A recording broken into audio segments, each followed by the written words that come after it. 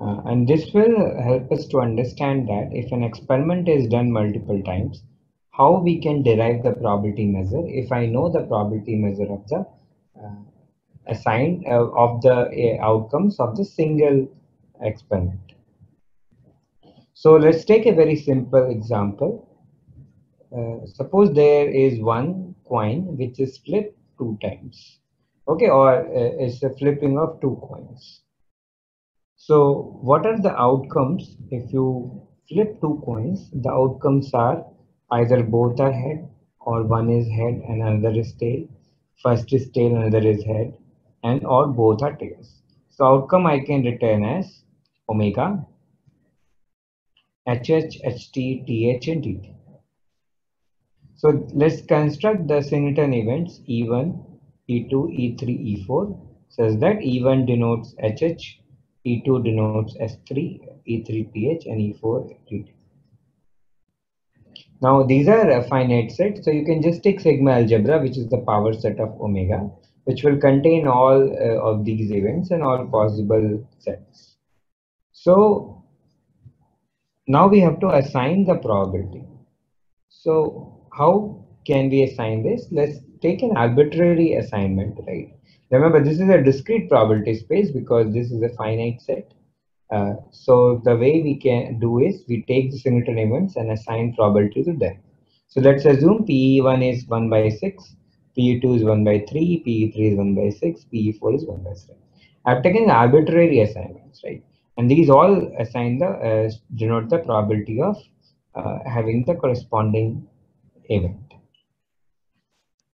Now the question is if I have constructed start from constructing the outcome, the probability on the outcomes of both points. What if we are unaware of the second coin toss? So it may happen, so it doesn't happen as such, but we just don't know what happened in the second coin toss. So in that case, we denote the sample space, let's call it omega 1, as H dot and T dot. So this means the first is head, second is lack of information. I do not know what happened. The second outcome is first is tail, and second one I do not know. So in that case, your omega sample space is omega 1, and your sigma field you can also take as a power set, which will be equal to phi omega, and add both these outcomes H and T. Okay, so you can see that I do not care about the second outcome. So the granularity of this sigma algebra only contains the output of the first outcome, the outcome of the first coin toss. Okay, and it doesn't distinguish between the outcome of the second coin toss. So it doesn't say it's a HH or ST, it just has one H, and the second outcome is it combines both these events into a single event. Okay, so by knowing this sigma algebra, we would say that we are only interested in the first outcome of the first coin toss, and we don't even care what happened in the second coin toss. So similarly, now we have assigned sigma algebra, so we have to now assign some probability. Okay, so let's say I have assigned a new probability measure on this sigma algebra, which P1, which again these have only two singleton events, and this is a discrete probability space. So to say to assign a probability measure on this, we will just assign the probability on these two singleton events. So I'm saying this is half and this is also half. And this would be of course half plus half 1, and this is 0. Right? Why I have assigned half and half? In the for the same for to I wanted to it to be consistent with the initial probability measure. So how this is consistent? We know that H dot is equivalent of the saying HH comma ST. So the event H dot is equivalent of the event HH comma ST. Because this says the first is head, second I don't know. This says the first is head and the second is either head or tail. So this event, whenever this event occurs, this event also occurs. Okay, because this event ensures the first is head, second can be head and tail, and this also says the same thing, the first is head. So the probability to be consistent this probability of this event should be equal to probability of this event. Okay, and the probability of this event is probability of HH plus probability of ST. Probability of HH is 1 by 6 and probability of ST is 1 by 3. So this probability is 1 by 2. So that's why I have assigned probability of this event as 1 by 2, and the probability of this would be 1 minus 1 by 2, which is 1 by 2 also. So just notice that I have assigned a new probability measure P1 because it's a new sigma algebra, and this takes these types of events. Right? If you use the same P, then there would be issues because in the definition of this P is defined on this sigma algebra taken here. So it expects a member of the power set of this omega. And this new probability measure expects a member of the power set of this. Expects a member of this sigma algebra. Right. And one thing you can also notice that this is a subset of the bigger sigma algebra. So how you have to assume here is, you have to relate that this is nothing but just HH comma ST. This is nothing but TT comma TH, and this is just a complete omega. So all these sets members of this F1 are also in the sigma algebra here F. So this is just a subset. What we mean by subset is, see, sigma algebra kind of tells what information I have, right? So it lists down all the outcomes, and by looking at the granularity of, it lists down all the interesting events, and so I know which event has occurred, right? So that tells how much information I know. For example, if I look at this, I can tell the one of these event has occurred, and by looking at this, I know the either this event has occurred, which means first is head, this event has occurred, which means the first is tail, or this has occurred, which means head and tail, uh, right? So this can also occur along with them. So I know which of this event has occurred. Okay, and of course, two events can occur together because they are not mutually exclusive. So, but I do not know what, whether, so I know if you tell me that this and this occurred, it means the first is head. But I do not know what happened with the second coin toss. It does not have that information, right? While F has all the information. If you like the sigma algebra F, then you, by looking, telling which event has occurred, you would tell that head has occurred or tail has occurred in the both coins. So this has less information than this bigger sigma algebra. That's why we say F1 is a subset of F. It just generally means F1 has less information than F. F1 has only information about the one coin, first coin, while F has the information about both coins. So similarly, if we are unaware of the first coin and we only know the outcome of the second coin, then we construct the sample space as dot S and dot T. Means first coin outcome is missing, second is either H or tail. And the sigma algebra you can construct on this omega 2 is F2, which is given by the power set of this. And this is also a subset of F. It has less information than F. So if I assign probability measure in the same way, we can say there is a new probability measure P2. The probability measure of dot H, I will take singleton event first. Probability of dot H is should be same as probability of HH comma TH, and that should be equal to 1 by 6 plus 1 by 6, 1 by 3. Similarly, probability of dot T should be 1 minus H, should be 1 minus 1 by 3 equal to 2 by 3. Or you can add these two and you will get the same thing. So this way is the consistent definition, although this is a new probability measure on the new set of events coming from this act. Right.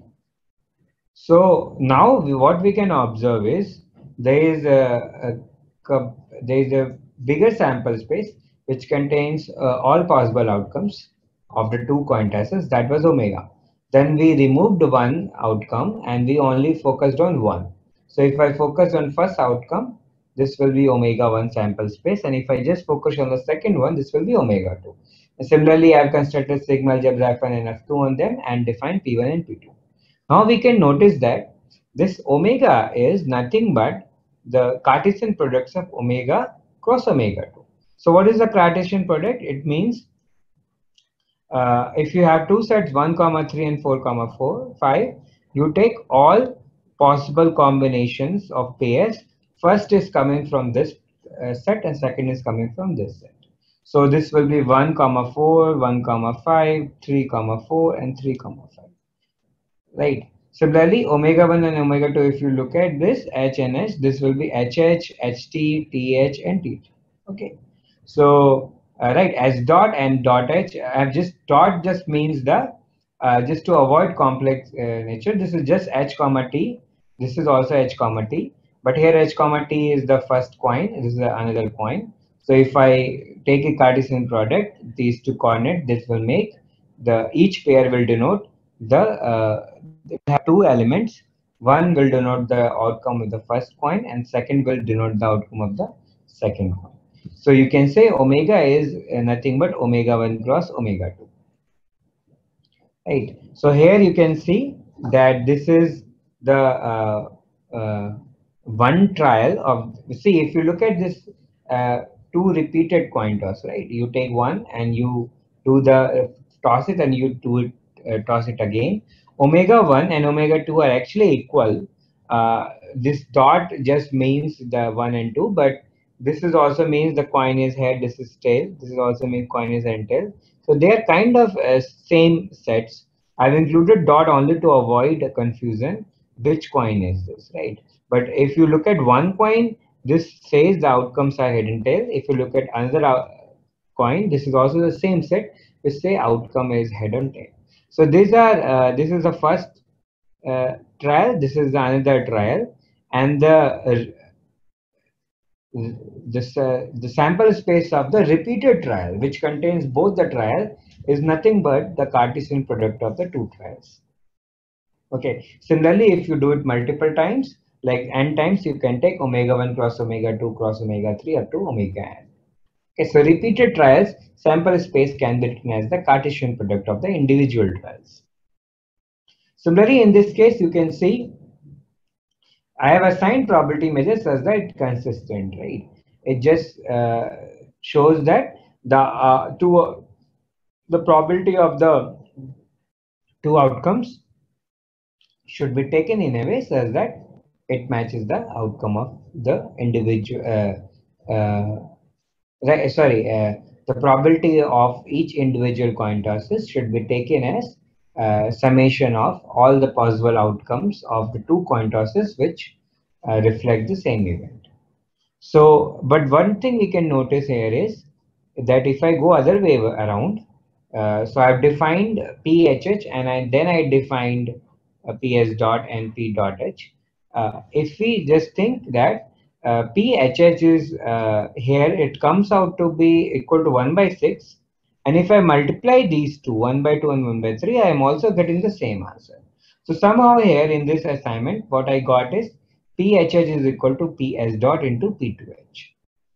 This says the probability that both coin tosser head is equal to probability that the first is head multiplied by probability the second is head. Okay, and this will also be true for TT and TH other events also. Okay, but this is not a necessary thing, right? There can be some assignments where this will not be true. Let's take this. If you take E1, E2, E3 and I assign probabilities in the following way, E1 is 1 by 4, E2 is 1 by 5, E2 1 by 20, and E1 by 2. Then this is HH and ST. So S dot will be 1 by 4 plus 1 by 5. Similarly, T dot would be 1 by 20 plus 1 by 2. Similarly, you can compute for dot H and dot T. And then if you multiply, you will find that PHS is not equal to PS dot and P dot H, right? So if we know all those outcome HH, TH, ST and TH, we can uniquely construct the probability measures on omega 1 and omega 2. Okay, by the method we have described. But if we know the probability of S dot and dot H, there may be multiple ways we can assign probability of jointly joint probability of these two outcomes. Some can follow this. So there is one way you can assign is suppose you want to take the HH, then you just compute the probability of H, first H on P1, and then compute the probability P2 on the second H. Okay, so this will give P1H into P2H and you multiply them. And you do for other outcome also, PHT would be P1H into P2T. And that's why you will get one assignment of the repeated trial. Okay, are you understanding this? So we have omega 1, omega 2 and the Cartesian product omega. I know the probability P1 on omega 1 and P2 on omega 2. So the probability measure on the omega can be constructed in the following way, that for every pair x comma y, where x is from omega 1 and y is from omega 2, probability of xy is equal to P1x into P2y. Okay, and this way you can assign the probability to every event having singleton events in omega. And once you know the probability of the singleton events, then you can just compute the probability of rest sets also. So this is the way I'm telling how you can assign the probability measure on the repeated trial, right? So I also know how we make the sample space of the repeated trial, how we make the sigma algebra of the repeated trial, and also on the how we assign the probability measure on the repeated trial. Okay. The other way, when I know the probability space on the repeated trial, uh, that is unique one. But if I know the each probability space on each trial and I want to construct on probability space repeated trial, there may be multiple ways. One was by this multiplication way, but there can be other way. You have to just make sure the assignment is consistent.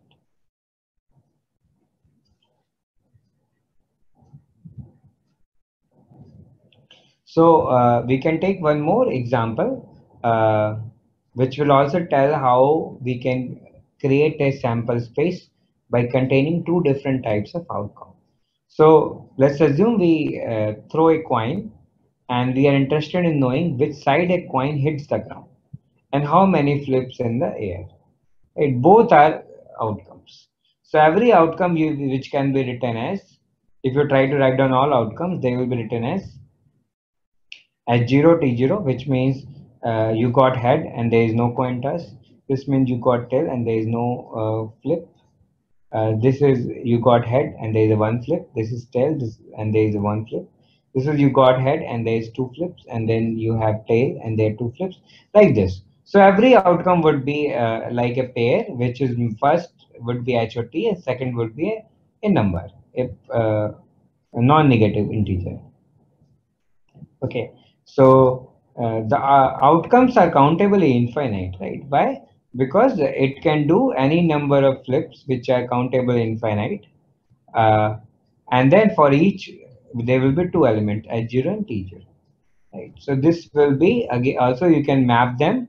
You can map this to 1, this to 2, this to 3, this to 4, like and by 2 like this, and then you can prove that this is also countable infinite sets.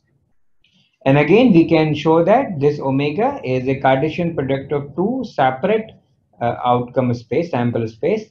One omega 1 is which denotes h comma t, and omega 2 is a set of non-negative integers. And this omega is omega 1 and omega 2. And if I know the probability space of on omega 1, which tells what is the probability of having a head and what is the probability of having a tail. And if I know the probability space on omega 2, which tells what is the probability of having 0 flips, what is the probability of having 1 flip, then we can construct the probability space on omega, uh, right, in multiple ways. One way would be just multiply the probability, right? If suppose, so every pair would be in the form of a b. A is either h and t and b is a number.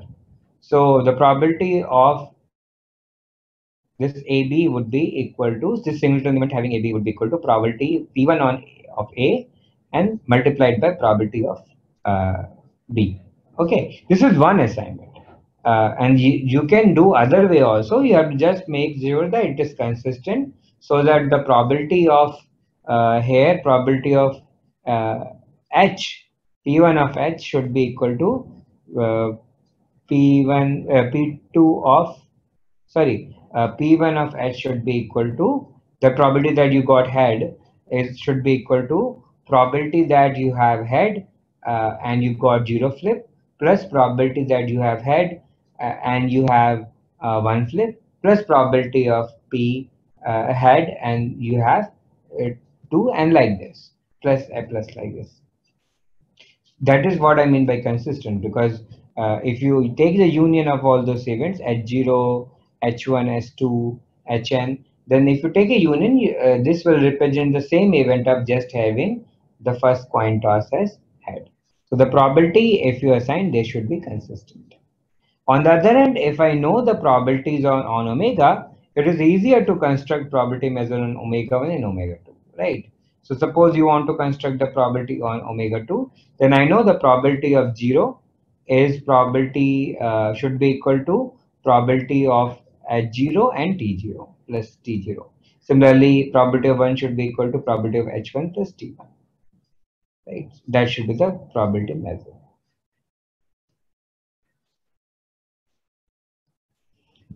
Now we will consider an example of repeated trials for the uncountable sample space. So first I will define the random experiment. So this is an experiment where you are waiting for the guest to arrive. And suppose there is a 1 hour window in which the guest will arrive. So you can say you are waiting between 2 p.m. and 3 p.m. So the exact time of the arrival of the guest is the outcome. And we are interested in that. So our sample space will be between 0 to 1, which means which denotes the fraction of time with respect to the hour. So 1 means he arrived exactly at the end of the waiting period.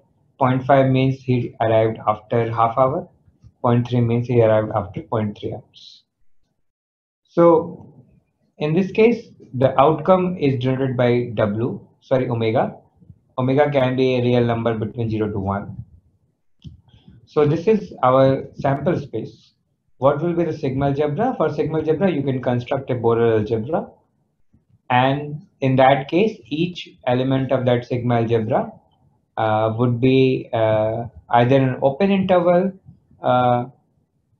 in the 0, 1 or semi-open or closed interval, or a countable union of such intervals. So the events are in the form of A comma B, which denotes the event that the person has arrived between A and B. So its arrival time is exactly between A and B. Or you can take also the countable union of such events. That is also a valid event. And well, let's assume for probability measure, I assign the uniform measure on this Borel algebra, which means the probability that the person arrives between A and B is given by B minus A. So for an example, you can see what is the probability that the person arrives between 12 minutes and 18 minutes. So 12 minutes is 0.2 and 18 minutes is 0.3 hours. So probability that it arrives between 12 minutes and 18 minutes is given by probability of the interval 0.2 comma 0.3, which is 0.3 minus 0.2 equal to 0.1. So 1 by 10 would be the probability.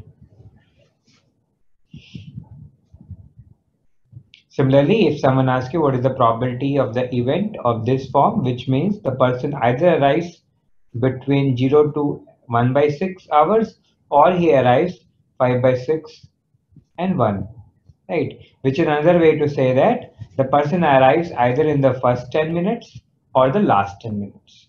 And the probability can be computed by computing the individual probability and adding them. So probability of this interval would be 1 by 6 and this also 1 by 6. So addition 1 by 3.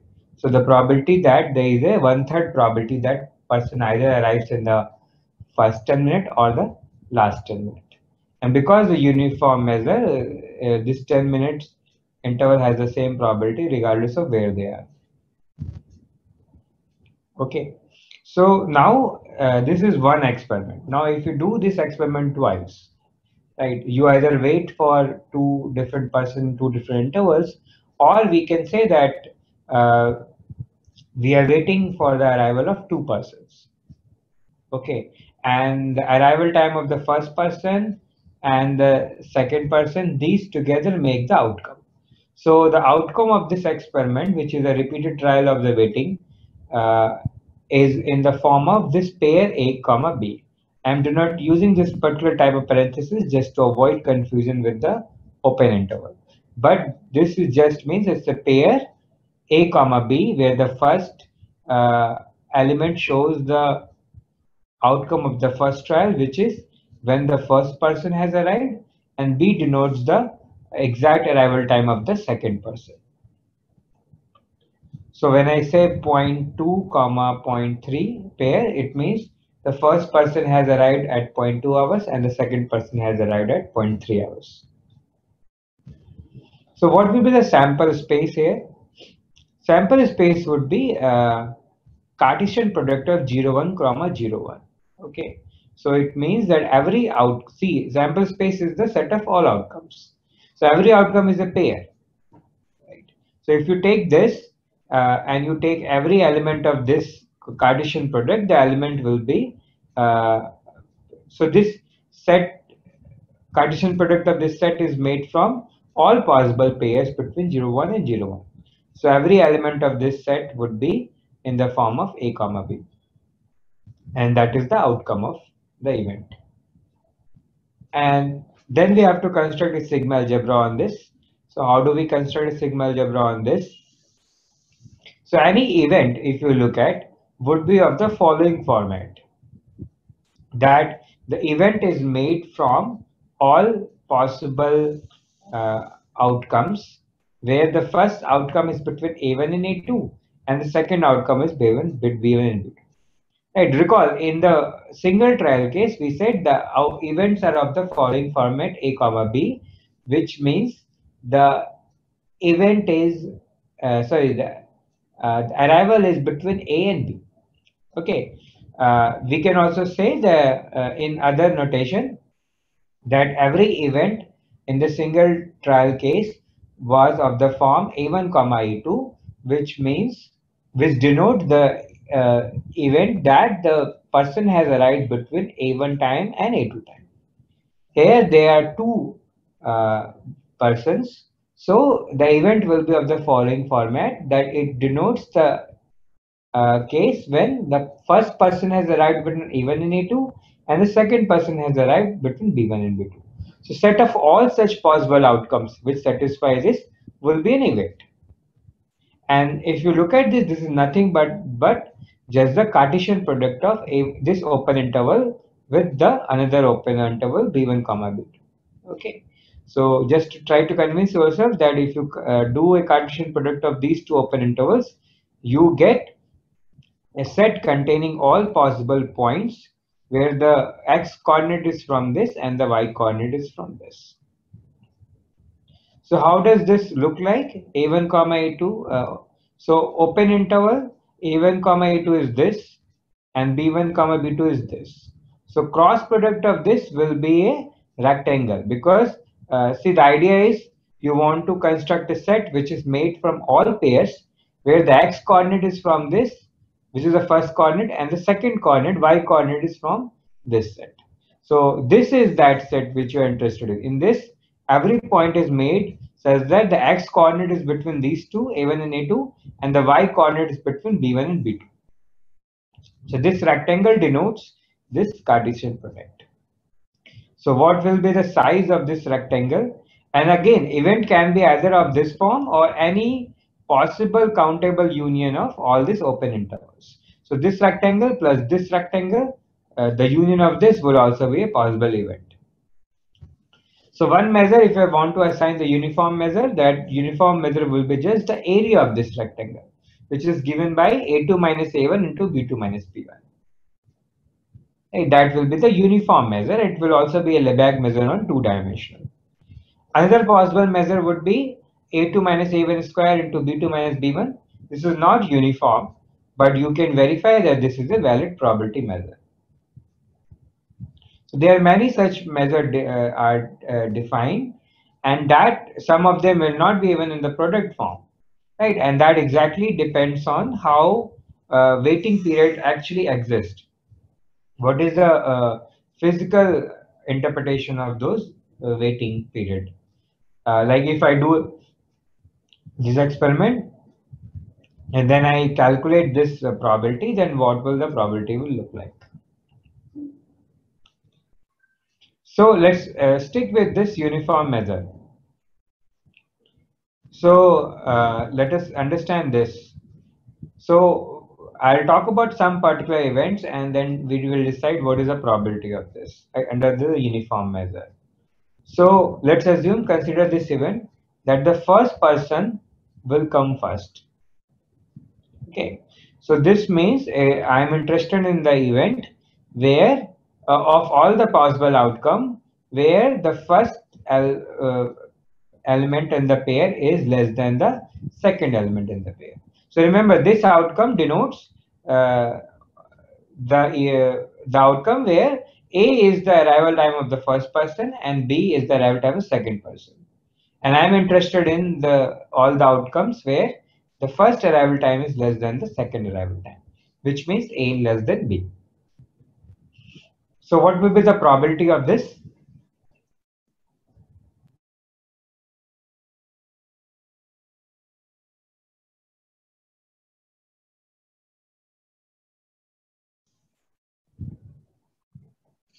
So if you understand this, this triangle will exactly show you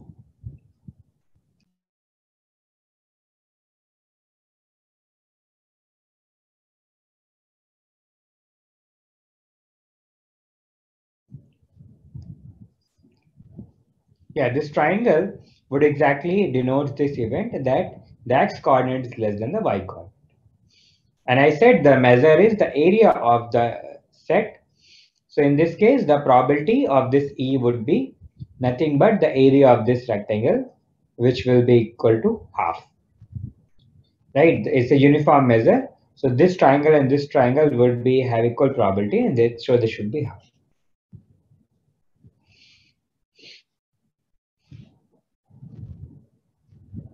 Let's consider the other event when both persons arrive at the same time. In that case, I am interested in all the events such that A is equal to B.